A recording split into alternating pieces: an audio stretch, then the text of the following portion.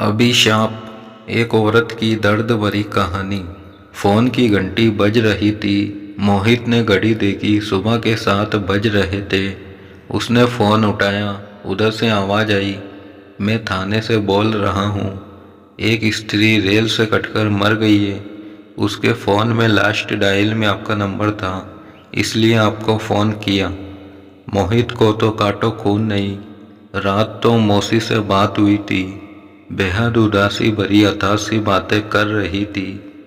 कल जो कुछ घर में हुआ बता रही थी। आवाज़ में भी बहुत कमजोरी थी, लेकिन वो थका हुआ था। उसने कह दिया, मौसी कल शाम घर आकर विस्तार से बात करूँगा।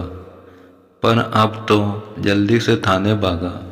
लाश मोर्चरी में रखी हुई थी।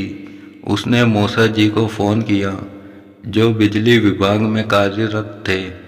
2 साल पहले ही रिटायर हुए। मौसा जी को तो लगा उसकी बात सुनकर सांप सा ही सूंघ गया। मैं आता हूँ कहकर उन्होंने फ़ोन काट दिया। मोहित सामने पड़ी बेंच पर बैठ गया। उसकी आंखों से आंसू बहने लगे। मौसी माँ की लाडली बहन थी, उनसे 6 साल छोटी थी। मोहित भी मौसी के दिल के बहुत करीब था। सोच में डूब गया मोहित।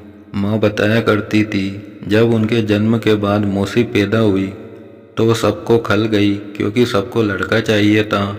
उनके होने से पहले लड़की जानकर कई गर्भपात करा दिए गए थे। उस बार लड़का होने की रिपोर्ट पर ही बच्चा पैदा किया गया, पर हुई लड़की। किसी को बर्दाश्त ही नहीं हुआ। कोहराम सा मच गया। कोई शगुन नहीं हुआ, बस मातम ही हुआ। उन्हें कभी कोई प्यार माँ बाबूजी का नहीं मिला, बल्कि छोटी छोटी गलतियों पर पिटाई होती थी। माँ पहला बच्चा थी, इसलिए उन्हें सबका लाड मिला। बाद में कई गर्भपात के बाद छोटा भाई आने पर तो उनकी हालत और ख़राब हो गई। एक तरह से नौकरानी वाली ही हो गई। स्कूल तो भेजा गया उन्हें, पर पढ़ाई की कोई सुविधा नहीं थी उन्हें। स्कूल जाते जाते काम, स्कूल से आते ही फिर काम ही काम। बस माँ ही बहुत प्यार करती थी उन्हें। माँ बताती थी, एक बार मौसी ने भूख लगने पर भाई के लिए रखा हुआ सेब खा लिया, फिर तो उनकी वो पिटाई हुई कि दुखी होकर मौसी ने गेहूं में रखी सल्फास की गोलियां खा ली।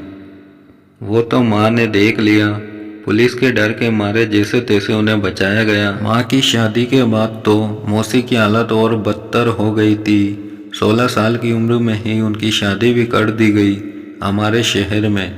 पर यहाँ भी मौसी के दुर्भाग्य ने पीछा नहीं छोड़ा। तेज तर्रार सास और विधवा बहन का आज्ञाकारी पुत्र और भाई निकला उनका पति। दिन रात उनकी सेवा में जुटी रहती। मुंह में बोल तो जैसे थे ही नहीं। उनके मायके वालों ने शादी के बाद उनसे कोई मतलब ही नहीं रखा।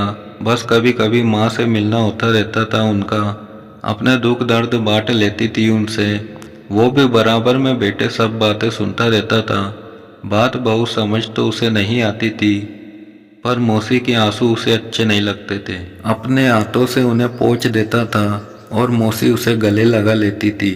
उसे बहुत प्यार करती थी मौसी। माँ बताती, एक बार जब फिर मौसी ने जुल्मों से तंग आकर जान देने की सोची, तभी उन्हें पता चला वो गर्भवती है। उस दिन से वो खुश रहने लगी थी। उन्हें यही लगने लगा था, अब कोई उनका अपना आने वाला है, जो उनका उद्धार करेगा, उनको समझेगा। और फिर रौनक उनके घर आया। 1 साल बाद ही रोशनी से उनकी दुनिया में चहचहाहट भर गई। सास की चिल्पों, पति का कर्कश व्यवहार, नंद की मनमानी, उन्हें कुछ भी बुरा नहीं लगता था। वो तो अपनी खुशी में मग्न अब दूसरी दुनिया में ही रहने लगी थी। बच्चे पढ़ने में अच्छे निकले। लड़का बैंक अफसर और बेटी इंजीनियर बनी। बेटी की शादी उसके जॉब में आते ही कर दी। वो अपने घर में खुश थी, नौकरी और अपनी ससुराल में व्यस्त। मौसी भी उसे कुछ बताकर दुखी नहीं करना चाहती थी।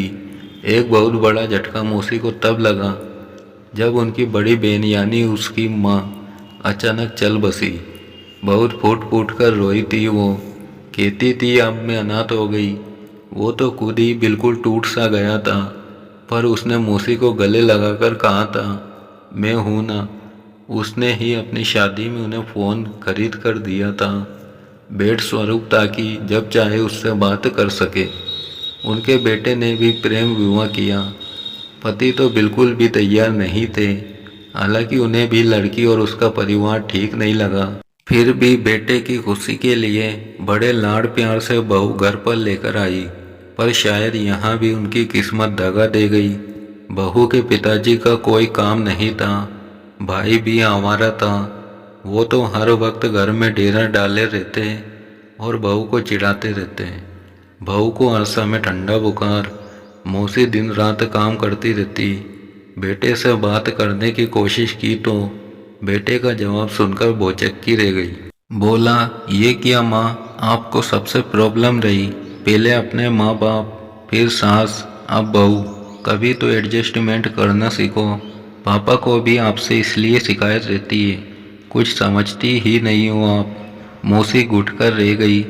उन्होंने मन ही मन फैसला कर लिया था कि अब वो किसी से कुछ नहीं कहेगी। जब बहू के पैर भारी हुए, वो सबसे भारी वक्त था उनका।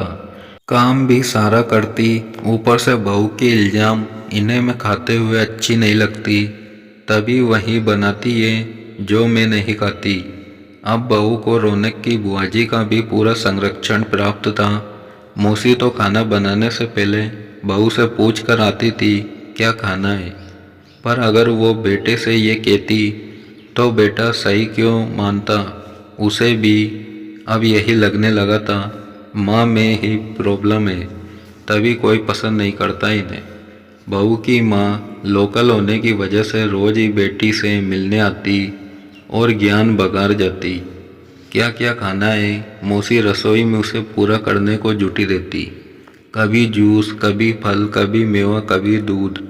इसी बीच बेटे का भी ट्रांसफ़र हो गया। पति ने बेटक तक खुद को सीमित कर लिया। मौसी चुपचाप सबकी बातें सुनते हुए कामों में लगी रहती। पर जिस दिन दूध जैसा पोता घर आया, मौसी फिर निहाल हो गई। सब दुख भूल गई, सपने बुनने लगी। पर सपना तब टूटा जब बहू ने पोते को हाथ भी लगाने को मना कर दिया।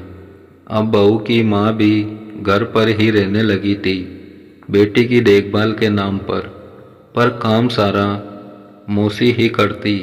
मौसी का शरीर भी टूट गया था, इतना काम नहीं हो पा रहा था। उन्हें बुखार आ गया, तब भी वह काम करती रही। पर कल अचानक बेहोश होकर गिर गई। फिर तो घर में कोहराम ही मच गया। कहाँ गया, जरा काम क्या बढ़ गया। इनका नाटक शुरू हो गया। क्या क्या नहीं कहा गया उन्हें। रौनक की बुआ भी कहने लगी, शुरू से आदत है इसकी तो नाटक करने की। बहुत रोई मौसी, और कल रात मौसी उसे फ़ोन करके यही सुना रही थी। पर उसने ठीक से पूरी बात नहीं सुनी। सोचा कल जाकर खुद मिल लेगा, पर शायद उन्होंने तभी मन बना लिया था। उनकी लाश लेकर घर आए तो सुना बुआ, बहू और उसकी माँ कह रही थी, कुछ किया तो है नहीं आज तक। रेल से कटकर बदनामी और दे गई, कुल का नाम बदनाम कर गई। घर के लिए बस अभिशाप पी रही।